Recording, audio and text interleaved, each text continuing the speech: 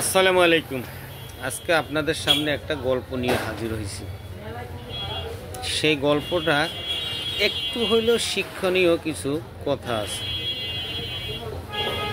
আবার এটা কারোর সাথে উদাহরণও আয়না তার জীবনের বাস্তব মিলও আছে। তো গল্পটা আমি এখন শুরু করি। গল্পটা এরকমেরই, একটা ভদ্র মহিলা, সে একটা ছোট্ট সাপের ছানা, তাকে লালন পালন করার জন্য সে আনছে। আনার পরে ওই সাপটাকে সে নিজে যা খায় ওই সাপটাকেও তা খাওয়ায়। ওই সাপটার গোসল করা, ঘুমানো সব কিছুই ঠিক আছে।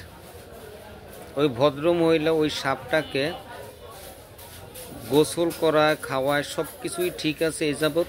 কিন্তু উনি যেখানে ঘুমায় সেখানেও ওই সাপকে নিয়ে ঘুমায়। কিন্তু ওই সাপটা দিন দিন বড় হইতে আছে। পাড়া প্রতিবেশী কিংবা বাজারের লোকজন ওই ভদ্র মহিলাকে জিজ্ঞেস করে, তুমি এই সাপটাকে কেন পালো? আমার ভালো লাগে। দেখো, একদিন এই সাপে তোমারে না খায়। ওরে আমি ছোটকালেতেই পালি, ওরে আমি ভালো করে চিনি, এটা সম্ভব না।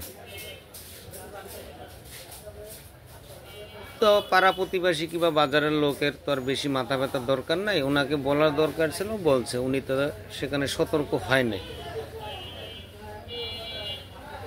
সতর্ক না হওয়ার কারণে ওনার কিন্তু অনার্গল চলতে আছে লালন পালনের ক্ষেত্রে। সাপটাও মাশাআল্লাহ বড় হয়ে গেছে গা।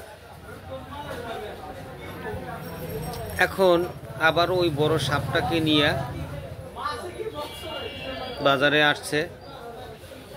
সাপের জন্য বাজারঘাট, নিজের জন্য বাজারঘাট করছে। কি তোমার সাপের খবর কি? সাপ তো এখন মাশাআল্লাহ বড় হয়ে গেছে গা। তো খবর বেশি একটা ভালো না। সাপটা আগে সব কিছুই খাইতো, কিন্তু কয়েকদিন যাবৎ এই সাপটা কিছুই খায় না, শুকাই যেতেছে। ওই সাপটা দেখো তোমার আবার না খেয়ে লাগে, ও তো এমনিই কিছু খায় না। তো ওই সাপকে নিয়ে ও কিন্তু ঘুমাইতে গেছে। অবশেষে কিন্তু ওই সাপটা ওনাকেই কিন্তু গিলা খাইছে।